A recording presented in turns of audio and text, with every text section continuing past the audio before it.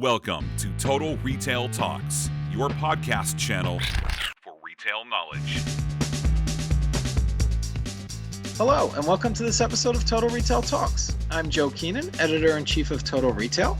I'm joined on today's episode by Stacia Andersen, who is the Chief Customer Officer at PetSmart. Stacia and I are going to be discussing the recent launch of PetSmart's Small Pet Design Collection. So thanks for joining me on today's episode, Stacia. Thanks for having me. It's a pleasure to be here. To start us off, why don't you go ahead and tell us a little bit about your current role at PetSmart, as well as a little bit about your background in the retail industry. Sure. So I'm actually the Chief Customer Officer at PetSmart. And whenever I say that, the first question people ask is, what does a Chief Customer Officer do? And the truth is, it's my responsibility to make sure that we keep the customer at the center of everything we do, which is not really hard at PetSmart because that is sort of our mantra every day. So my responsibilities here, my team is responsible for merchandising and planning. We're also responsible for customer experience, otherwise known as marketing, product design and development and sourcing, and then also omnichannel and digital. So pretty much all of the customer facing responsibilities here at PetSmart. And I've been at PetSmart about 3 years. I've been doing retail probably longer than I care to count. I started my career at Target, and I was at Target for 20 years, started as an intern. And I did pretty much every job, seems like every job there was to do at Target. I did merchandise planning and I did buying. I was mostly in home and apparel categories in Target. So I did a lot of private brand work. I actually was in sourcing for a few years at Target. So I did a lot of international travel and design and development and sourcing at Target. And then I actually left Target and went to Abercrombie and Fitch. And I was a brand president at Abercrombie and Fitch for a few years. And I had a more broad ranging responsibility. I also had stores and design and merchandising and marketing, and a more similar role to what I have today. So I've been doing retail for a very, very long time. I've seen a lot of things come and go. I was doing retail before there was the internet, which really ages me, before omnichannel was a thing, before Amazon. So I've been doing this a really long time. Well, you've got a lot of wisdom and a lot of knowledge from all that years in the industry. And you make an interesting point. You noted that you worked primarily when you were at Target in the kind of the home sector, and then Abercrombie, obviously an apparel brand. So what about pet that kind of brought you into that category? What was interesting about, the opportunity to join PetSmart? Yeah, I think, for me, really what I have always wanted to do in retail is work for passion brands. And so the reason that I came to PetSmart is because people have a ton of passion for their pets, and people really care about their pets and care about the category. And so, I was fortunate growing up at Target. People have a lot of passion about Target. You couldn't go anywhere and have somebody not explain to you their Target story or something they had bought. And so it seems like an odd transition to go from home or apparel to pets. But for me, it's really about the customer and categories that the customer cares about. And pets is a very passionate category. People love their pets, sometimes more than they love their family. And so, and we believe at PetSmart, we'll do anything for pets. And so that really rung true for me. And joining a category and a company that was really passionate about their customers and about their category was really why I decided to join this company. Yeah, makes a lot of sense. And I think for most everyone that has pets, they feel like they're part of the family. So that, it makes sense there as well. In my introduction, I noted the recent launch of the Small Pet Design Collection, and that was PetSmart worked with renowned home designers Nate Berkus and Jeremiah Brent with this project. What can you tell our audience about that initiative? Yeah, we're super excited about this initiative. And to be honest, it really started with the customer. So going back to being the Chief Customer Officer, everything we do at PetSmart revolves around what does our customer need and what does our customer want. So we're constantly doing customer research and figuring out what are things that will appeal to our customer. And one of the things when we were doing our customer research, about 26% of all of our customers have some type of specialty pet. And so that is a bearded dragon or a snake or a fish or a small animal. And what they were really struggling with is they wanted these pets in the main areas of their home. They want to be able to interact with them every day and see them and look at them. But to be frank, the tanks and the aquariums and the stands and all of the things that these pets live with just didn't fit with what the rest of their home looked like. So if you looked at what the environments look like, it did not match with what people's modern homes look like. And so as we were thinking about how could we solve that problem, and with our mantra being anything for pets, we thought to ourselves, well, who else would bring New York designers to design habitats for pets and solve that problem for our pet parents? And so we reached out to Nate and Jeremiah, and their design philosophy is really about making things stylish and beautiful, but also making them very functional and making them fit into people's homes. And so when we were talking with them about this idea and how could you create something both beautiful and functional, they're pet lovers, they have 2 kids, their kids are obsessed with pets, and it really just seemed to make sense. And so we created an entire never before done category of habitats and stands and beautiful objects that small animals and reptiles and aquariums could live with, but they'd also be stylish. And not only for the pets, they actually have habitats designed by New York designers, but also for our pet parents, that the environments would blend into the main rooms of their homes and they could be proud to have them sitting in the living room, as opposed to trying to figure out how to cobble something together or hide it because it didn't match with the rest of their decor. So it actually, on a personal level, Stacia, this kind of brings you back into your roots as working in, when you were at Target, you mentioned working in the home sector, kind of, does that kind of experience help with this and kind of any connections that you had as you kind of took on this project? Yes, it actually does. When you've been in retail a long time, you build a lot of relationships and you build a lot of connections. And like you said, a lot of experience. And so it's interesting, the team, when we were brainstorming this idea, one of the things that they said to me is, do you even think this is a good idea? Or is this really weird? Like, would we even bring designers to this category? And so, I had a connection with Nate and Jeremiah from being at Target. And I literally just called them and said, is this the weirdest idea you've ever heard of? Or is this something that might work? And in talking through with them, they had talked about putting aquariums in people's homes and trying to solve these problems. And they're like, this is a great idea. And the next conversation was, well, we would love to do this with you guys. What if we were the ones to do it? So sometimes these things happen organically. And this was one of those conversations where everybody just got excited about the idea and we went to work together. So thinking about the category, PetSmart's operating in a very competitive space. How does the company try to differentiate itself from some of the competitors in the market? And that can be both, online as well as offline. What we really stand for is newness and differentiation and product and experiences that you can't find other places. And so even outside of Nate Berkus and Jeremiah in this collaboration, we have 21 proprietary brands that bring newness and differentiation to our customers every single day. And so we have a design team and a merchant team who is obsessed with figuring out how to solve pet parents' problems, how to bring new ideas to shelf. And so that's what we're really known for, is bringing new ideas and new things to the marketplace that other pet retailers can't do. And then we're also known for passionate associates in the stores that will help explain for pet parents whether you need a solution, whether that's a great solution or something went wrong with your pet. When you come into the store, they are equipped to understand what the solutions are that we have in our store that can help you solve whatever problem you're dealing with in that day. And so that's really the differentiation that we bring, is a combination of the product that we sell and the newness that we deliver and the excitement that we deliver, but also our team, quite frankly, and how passionate they are about pets. And when people come in, a lot of times with their pet with them in the store, our associates are interacting with them and talking to them about what their needs are and helping them solve their problems.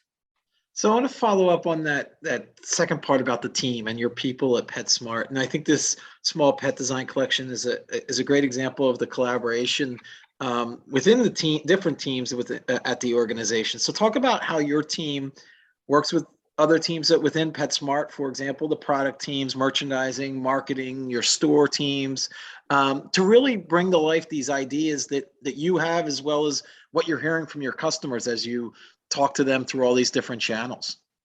Yeah, well, I always like to say retail is the ultimate team sport, right? Because in order to bring something like this to life, it really takes cross-functional collaboration, and this was no exception.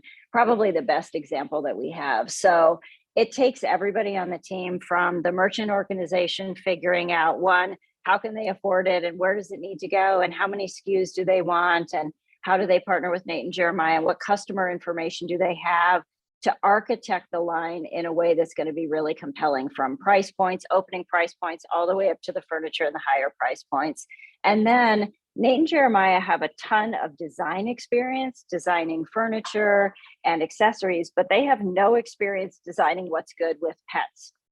And so our design team worked with them to make sure that everything that they designed would be functional, both for the pet parents. So inside the furniture, there are hooks for nets. The lighting has to make sure that it's held a certain way, and the furniture has to be functional.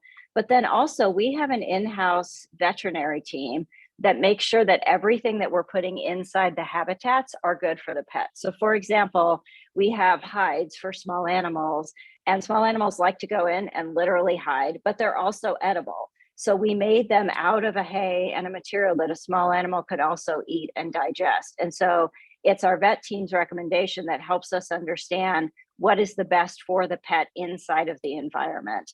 And then you obviously have a sourcing team that has to work to make sure that it all gets made. And then a marketing team that's going to collaborate with Nate and Jeremiah and with our merchandising team and with our loyalty program team to figure out what's the best way to communicate this to customers. And then at the end of the day, the stores have to make it all happen and come to life in the store. So when we're bringing together, we set new fixtures in the store, we traded out an old product in the store, we made sure that all of it really looked great in the store, and we set communication to the store to communicate to our stores how they would talk to customers about it, not to mention all of the online work and setting it up on site and getting videos and make sure that all of the product detail pages and all of that communication comes to life. And then it all has to launch on one day. So all of those things have to come together on the day that we want the miraculous launch to come together. So it really is a team sport. And our teams love working together and then celebrating when it all works, when we open the doors and push the button on that day and the product comes to life. I think you've done a great job of kind of laying out the complexity of how this all works, and to make it happen successfully, it takes so many different people and so many different teams. So I think that's really a great example. Thinking about the customer, your pet parent, as you talk about them, before you launch a collection like this, I'm guessing you're gathering feedback, you're talking to your customers to understand what they want and how a product collection such as what you've launched here with the small pet design can work in their lives, and with the pets that they have. Talk about that data collection process and just getting a better understanding of your pet parents and bringing products and services to market that they want. Yeah, so there's a lot of ways that we collect data from customers. So as you know, a lot of people in retail know there's what customers say and then there's what they actually do. And so we collect it both ways. So we talk to our customers. We have a whole team that conducts surveys and talks to our customers about what they want. We also get feedback off our site. So reviews are a great way for us to get information about the product that we're putting out there. And a lot of times our customers will review the product, but they will also say, this would be even better if it had this feature, or I'm really looking to solve this problem, or they'll ask us questions. And so we have people that are constantly scanning those. They also communicate with us through our social channels and tell us what problems they have or what they're trying to solve or things that we could do better. Usually when we're doing a great job, you get like the one great job comment. When there are things we could be doing better, you get paragraphs. So we get lots of information from our customers about what they would like from us. And so we collect all of that data. And we're constantly, our product designers and our quality team and our merchants are looking through that data to find opportunities and make things better. But then we also have 55 million members in our Treats loyalty program. And we're collecting data about their purchasing behaviors and what they're buying and what they're putting in their basket along with other things and frequency of purchase to customize offers to them and make sure that they're getting the most personalized experience through our stores and through our site, because we see how they shop. And so we're using that data to make their experience with us even better. So there's a lot of different ways that we're gathering that data to make their experience even better. Yeah, and the breadth of that loyalty program that really can provide PetSmart with some valuable first-party data that, to your point, can be used to improve the customer experience, whether it's through marketing, through product, through their, online experiences. So, great example there. My final question, Stacia, is looking ahead, what do you believe PetSmart needs to be focusing in on going forward to ensure future success? As I noted, this is a very competitive space, the pet category. What are some of the going forward points that you think are critical to PetSmart's future? Yeah, I think to continue to be relevant, we really believe in our brand mantra, which is anything for pets.